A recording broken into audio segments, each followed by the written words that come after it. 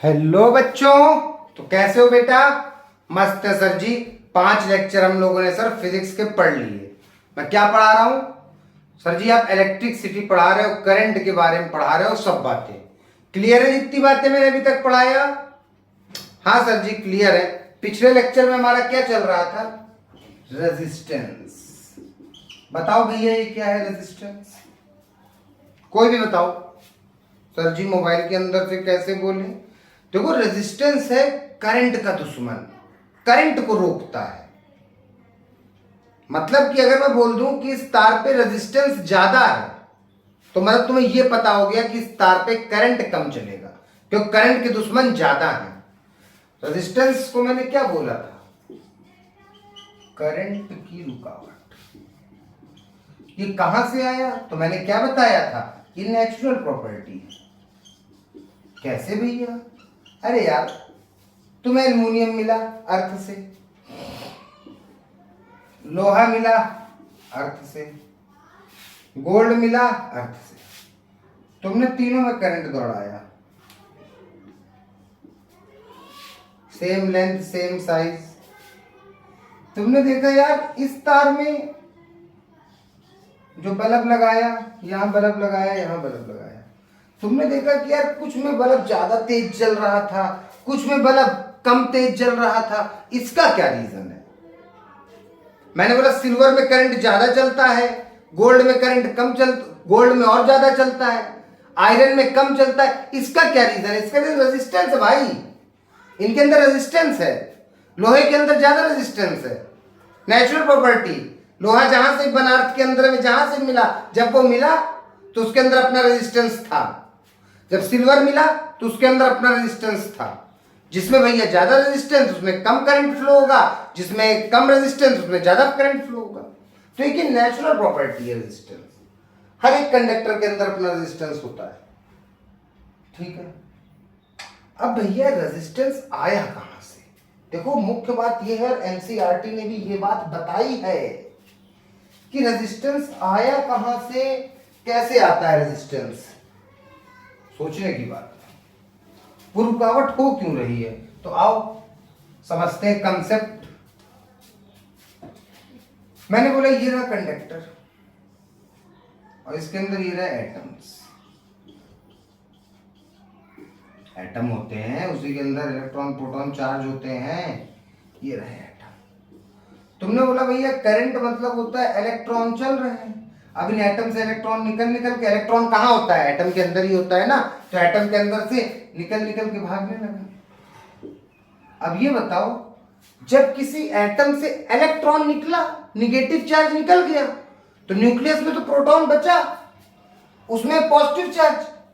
अब तार के अंदर और बड़ा वर्जन मान लो, तो खुल के बना रहा हूं। ये इलेक्ट्रॉन भागा इस एटम से, ये भागा, ये भागा, ये भागा, करंट फ्लो हो रहा है, इलेक्ट्रॉन भाग रहे हैं। अब जब इलेक्ट्रॉन भागे तो इन एटम्स, ये एटम्स खाली हो गए, इनके अंदर खाली क्या बचा? प्रोटॉन। बना लेता हूं, निकलने के बाद क्या बचा? प्रोटॉन। इसके निकलने के बाद अंदर क्या बचा? प्रोटॉन। अब ये प्रोटॉन इन इलेक्ट्रॉन को अपनी तरफ खींचेंगे इलेक्ट्रिक फोर्स, इलेक्ट्रोस्टैटिक फोर्स से। यार दो चार्ज पार्टिकल में प्लस चार्ज और माइनस चार्ज कौन सा फोर्स लगाता है? अट्रैक्टिव फोर्स, एक दूसरे को अपनी तरफ अट्रैक्ट करता है। तो अब ये एटम्स इलेक्ट्रॉन को खींचने लगी। अब सोचो कितने इलेक्ट्रॉन निकले, कितने एटम खाली हुए जिन पे केवल पॉजिटिव चार्ज रह गया, वो सब इलेक्ट्रॉन को खींचने लगे। अब इलेक्ट्रॉन भाग रहे थे, इन पे अपोजिट फोर्स लगने लगी प्रोटॉन के कारण। अब ये पूरे खुल के नहीं भाग रहे हैं, और ये जो कोलिजन हुआ ना, टक्कर हुई और जो रुकावट पैदा हुई, ये रेजिस्टेंस था। इस वजह से रेजिस्टेंस है किसी कंडक्टर के अंदर। भैया इलेक्ट्रॉन तो आराम से चलना चाह रहे हैं, भूं से निकल के बढ़िया करंट फ्लो करना चाह रहे हैं, लेकिन जहां से इलेक्ट्रॉन तुम निकल रहे हो, वो जो एटम है वो तुम पे कौन सी फोर्स लगाएगा? अपनी तरफ, क्योंकि एटम के अंदर बचा प्लस चार्ज, तुम हो माइनस, और प्लस माइनस के बीच में लगती है अट्रैक्टिव फोर्स। अब इलेक्ट्रॉन को भागने में दिक्कत हो रही है, क्योंकि पीछे से फोर्स ज्यादा लग रही है, पीछे से फोर्स लगा रहा है एटम। तब इलेक्ट्रॉन जब अच्छे से नहीं भाग पा रहे हैं, चार्ज जब अच्छे से नहीं फ्लो हो पा रहा है, तो करंट तो कम होगा ही ना। तो मतलब अगर ये टक्कर वक्कर ज्यादा, मतलब रेजिस्टेंस ज्यादा, तो करंट कम।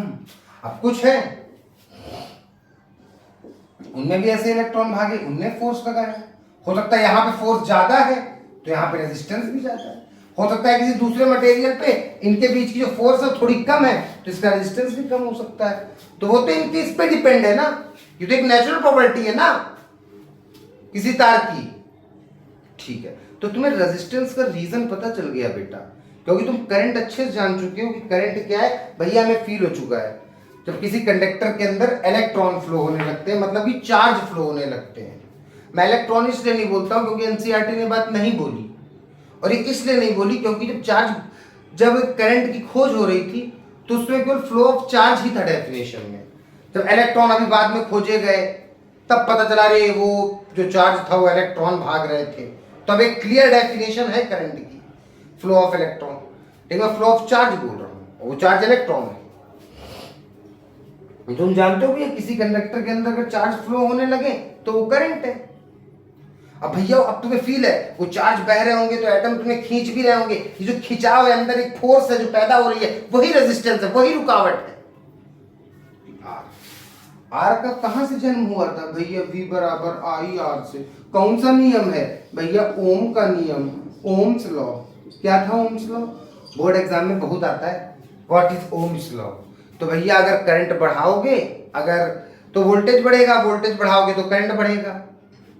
मतलब ये बोलते हैं अगर किसी तार के टर्मिनल्स के पोटेंशियल डिफरेंस को बढ़ाओगे तो करंट भी बढ़ेगा। और इसको सीधे शब्दों में बोलूं, अगर वोल्टेज को बढ़ाओगे तो करंट भी बढ़ेगा। V is directly proportional to R, I। जब प्रोपोर्शनैलिटी साइन हटा तो R बढ़ा, R एक कांस्टेंट बढ़ा, R एक कांस्टेंट है। रेजिस्टेंस की SI यूनिट क्या है? ओम। सिंबल क्या है? ये ऐसे लिखूंगा ओम। अगर किसी कंडक्टर मुझे रेजिस्टेंस बताना है कि इस पे रेजिस्टेंस है, ये थोड़ा ना बोलूंगा 2 किलो रेजिस्टेंस है, बोलूंगा 2 ओम का रेजिस्टेंस है, 2 ओम का रेजिस्टेंस है, ऐसे लिखा जाएगा रेजिस्टेंस। ठीक है भैया, रेजिस्टेंस तो समझ आ गया हमें। मैंने पिछले लेक्चर में रेजिस्टेंस का रीजन नहीं बताया था, मैंने तुम्हें रीजन बता दिया रेजिस्टेंस का क्या रीजन है। अच्छा, अब बात आती है, करंट जान गए, पोटेंशियल डिफरेंस जान गए। करंट क्या है? फ्लो ऑफ चार्ज, चार्ज का बहना किसी कंडक्टर के अंदर। पोटेंशियल डिफरेंस क्या है भैया? जो इस चार्ज को अंदर फ्लो करवा रहा है वो ताकत पोटेंशियल डिफरेंस है। ओम्स लॉ क्या है भैया? V बराबर आई आर। ये 3 टॉपिक क्लियर है, ये 3 फॉर्मूले भी क्लियर है। I equal to Q upon T, V equal to W upon Q और V equal to I R. ये ओम्स लॉ हो गया। अब बात करते हैं रेजिस्टेंस डिपेंड किस चीज पे करता है। बड़ी ही गहरी बात है ये, रेजिस्टेंस किस चीज पे डिपेंड करता है। तो देखो यार, ऐसे देखा गया कि एक तार लिया, मान लो सिल्वर। अरे सिल्वर एक अच्छा कंडक्टर है इसलिए मैं सिल्वर ले रहा हूं, तुम एल्युमिनियम ले लो, आयरन ले लो, कोई सा ले लो, कोई कंडक्टर लिया और इसकी तार की लंबाई थी मान लो 10 मीटर, मान लो 1 मीटर, 2 मीटर मान लो। यहाँ एक एमीटर डिवाइस लगा दिया जो करंट को मेजर करेगी। ये रही इसकी सुई। यही सिल्वर के तार को फिर एमीटर लगा दिया 1 मीटर की। हमने जब यहां से सप्लाई दिया, करंट भागा तार में, यहां जो रीडिंग आई, यहां पे रीडिंग रेजिस्ट करंट की कम थी, यहां पे करंट की रीडिंग हाई थी, ज्यादा थी। समझ लो मेरी बात। मतलब जब लंबा तार यूज कर रहे हैं तो करंट कम चल रहा है। मतलब लंबे तार से अगर कोई बल्ब जोड़ूं तो उतना ग्लो नहीं करेगा जितना छोटे तार से। बात समझो यहां पे क्यों? जब मैंने यहां पे देखा, जब तार लंबा था तो करंट की वैल्यू कम थी, मतलब रेजिस्टेंस ज्यादा था। ये तो फील हो गया ना। अगर करंट कम था, आई अगर कम था, एमीटर लगाया हूं, करंट नाप रहा हूं, यहां पे करंट कम मिला तो मतलब रेजिस्टेंस यहां पे ज्यादा था। और जब इस तार में देखा, सेम मटेरियल, ये भी सिल्वर का ही है, सेम वही सप्लाई से इसे जोड़ा तो इसमें बड़ा हाई करंट मिला, मतलब यहां पे रेजिस्टेंस कम था।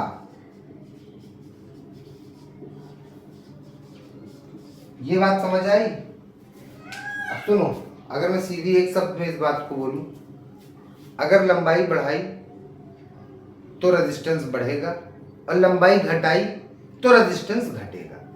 अब इस बात को थोड़ा घुमा के बोलूं, अगर लंबाई बढ़ाई तो करंट घटेगा।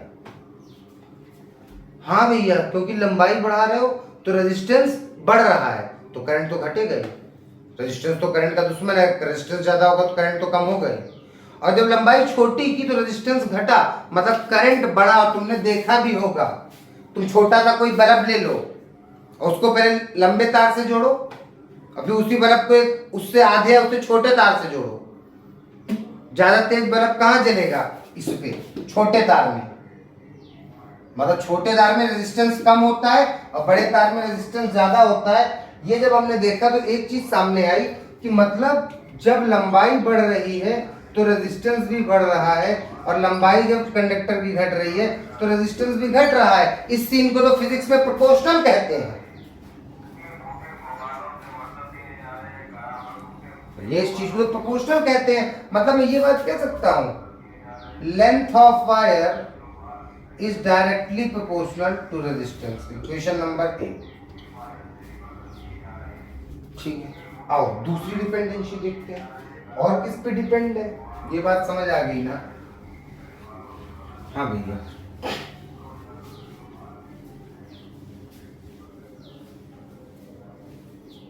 दूसरा डिपेंड देखा गया कि कंडक्टर की एरिया पे भी है। एरिया पे कैसे? आओ सिल्वर फिर से उठाते हैं। एक मोटा तार है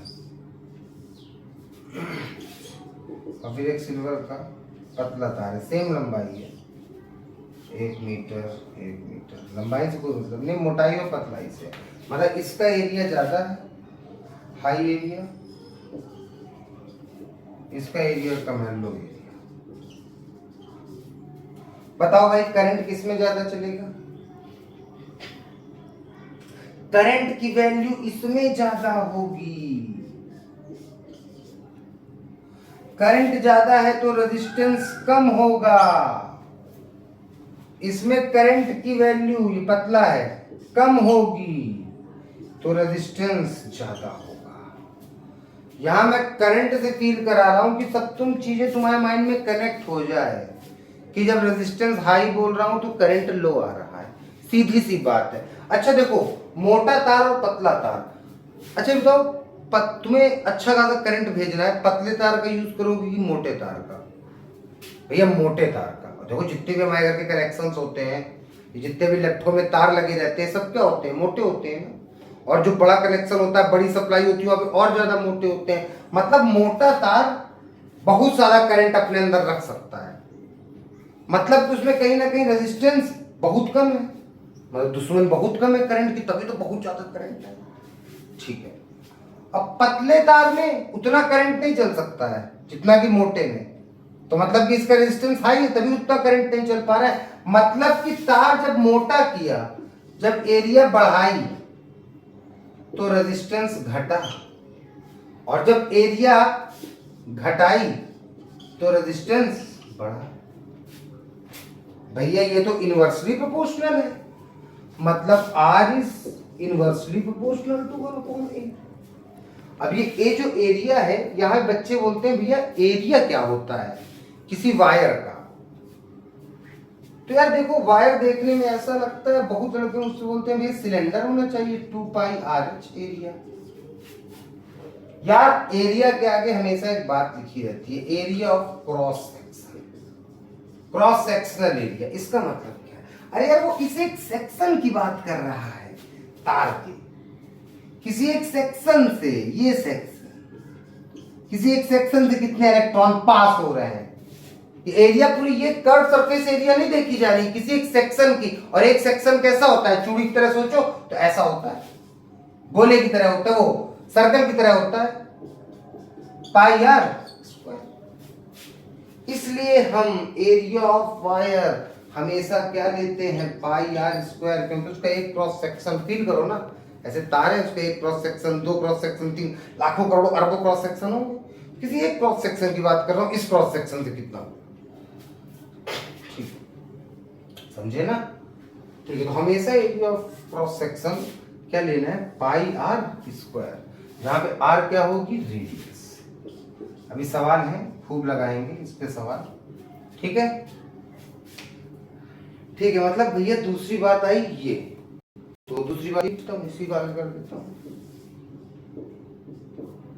तीसरा किसी चीज पे डिपेंड होता है, देखते हैं।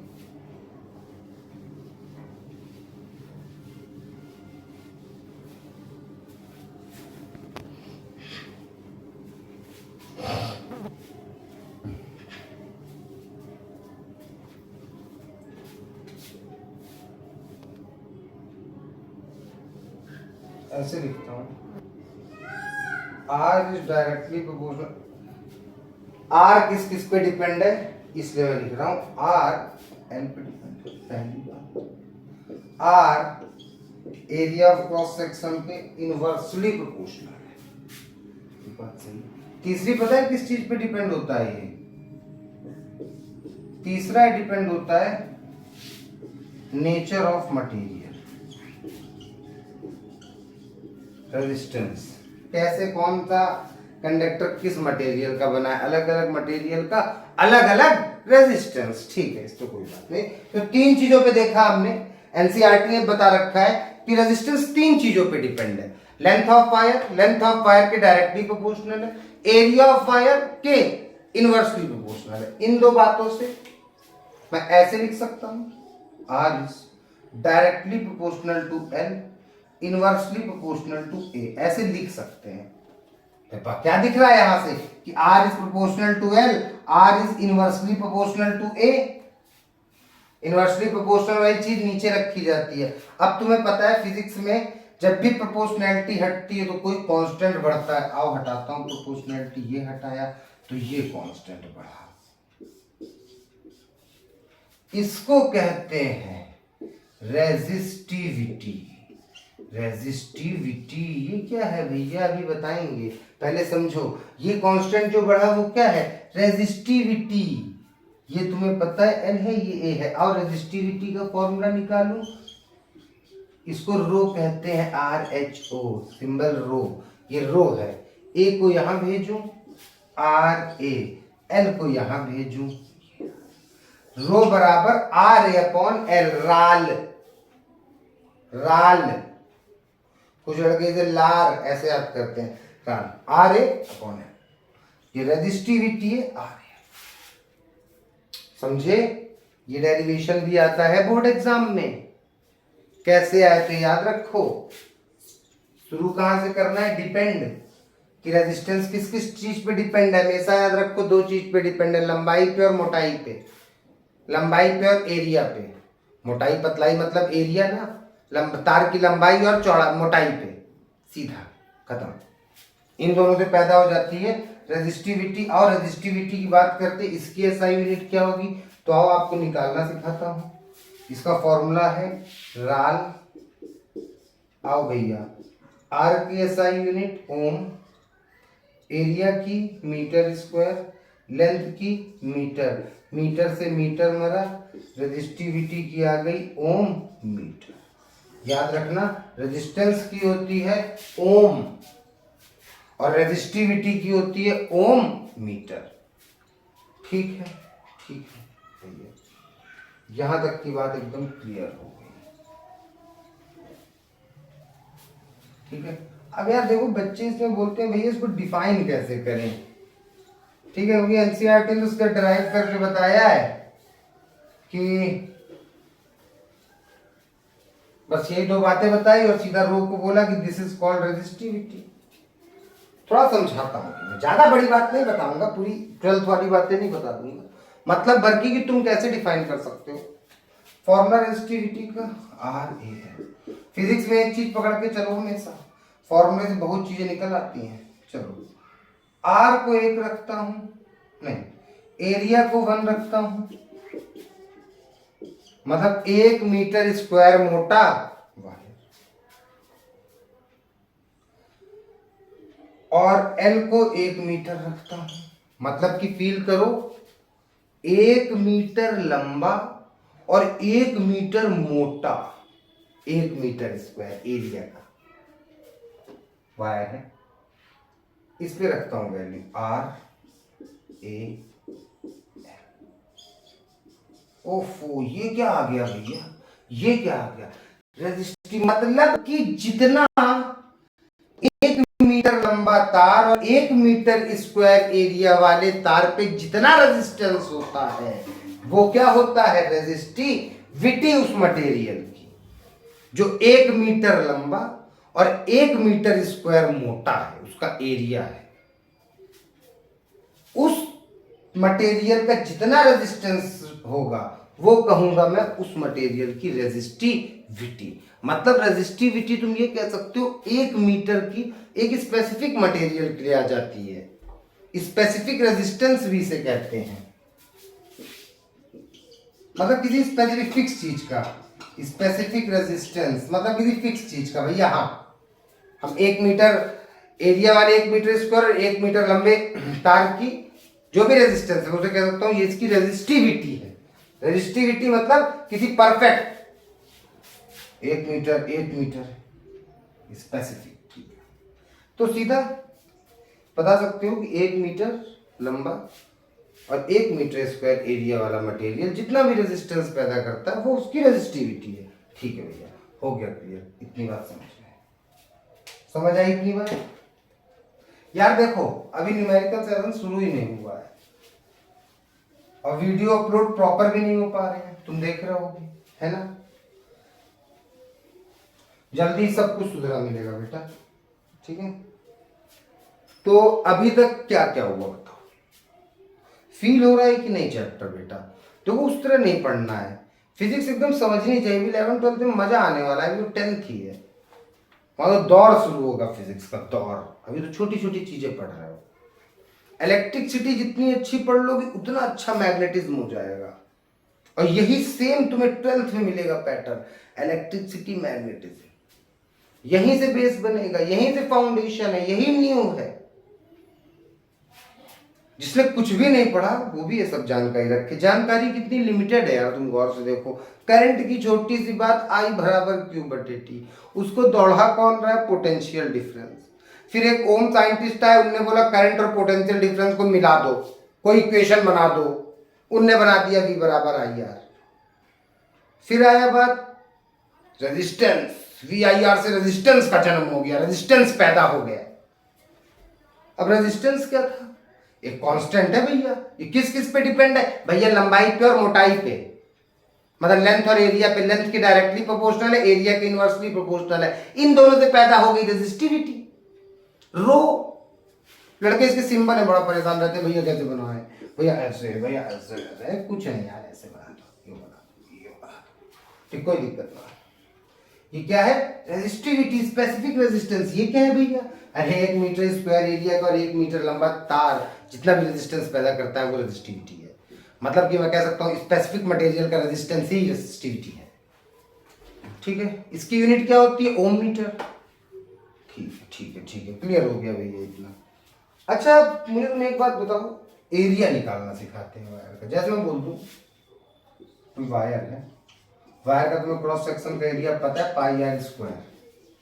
मैं बोलता हूँ उसके क्रॉस सेक्शन का रेडियस 3 mm है, बताओ क्या होगा। अब निकालते हैं, पाई आर, रेडियस कितना है, mm नहीं लेना है, हमेशा SI यूनिट में काम होता है फिजिक्स में। लेंथ की SI यूनिट क्या है, मीटर, तो मीटर लेंगे। अब इसे मीटर में कन्वर्ट करने के लिए याद रखो ये हो गया मीटर। मतलब अब यहां पे यूनिट आएंगी है एनसीईआरटी में। mm मिलीमीटर को मीटर बनाने के लिए गुणे 10⁻³ सेंटीमीटर को मीटर बनाने के लिए गुणे 10⁻²। जैसे मैं बोलूं 6 सेंटीमीटर है। अब तुमने बना लिया, आओ एरिया निकाल देते हैं। अब एरिया फिर और बताता हूं, भाई आर कितना है, ये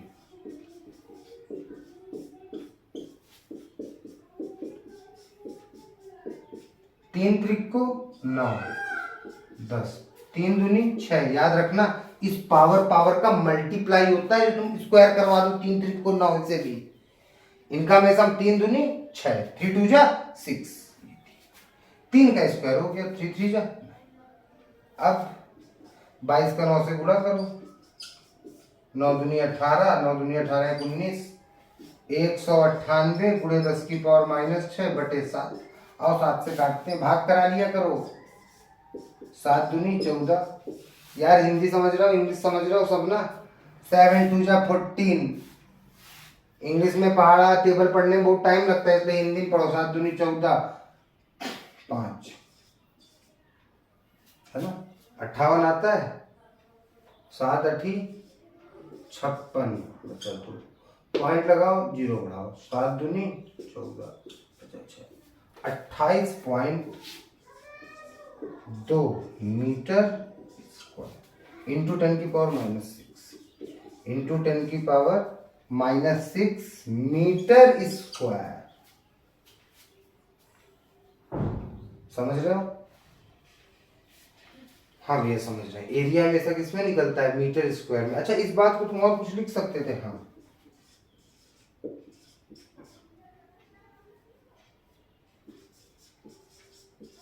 10 की पावर -6 मतलब क्या होता है? माइक्रो, कई बार बता दिया है।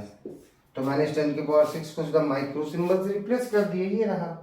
तो 28.2 माइक्रोमीटर स्क्वायर, ठीक है, कह सकते हैं। तो एरिया में घबराना मतलब, मैं बोल दूं रेडियस ऑफ वो है क्रॉस सेक्शन वायर कुछ भी 3 सेंटीमीटर, तो भैया सेंटीमीटर पहले मीटर में कन्वर्ट करो, ये रहा। ये चीज याद कर लो, फॉर्मूला याद कर लो, लगाने के तरीके याद कर लो, ठीक है।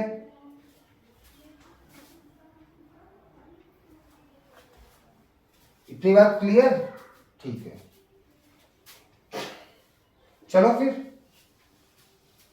आज के लिए इतना, ठीक है। एनसीईआरटी चैप्टर देखो। अब मैं सोच रहा हूं अगले लेक्चर में जितने भी पीछे के ब्लू क्वेश्चन है, जितने भी पीछे के कंसेप्ट है, जो भी डाउट क्लास है, अगले 2 लेक्चर में, एक लेक्चर में, अब मैं आगे रेजिस्टेंस का सीरीज का एक्शन पैरेलल शुरू हो जाएगा। इससे पहले मैंने जितनी भी चीज पढ़ाई, मैं एनसीईआरटी के डीप क्वेश्चन बनाऊंगा बोर्ड एग्जाम की तरह सोच के कि क्या क्या बना सकते हैं। उस हिसाब से मैं अगले लेक्चर में तुम्हें क्वेश्चन भी दूंगा, कंसेप्ट भी बताऊंगा, हर चीज का, ठीक है बेटा। चलो पढ़ते रहो, बाय।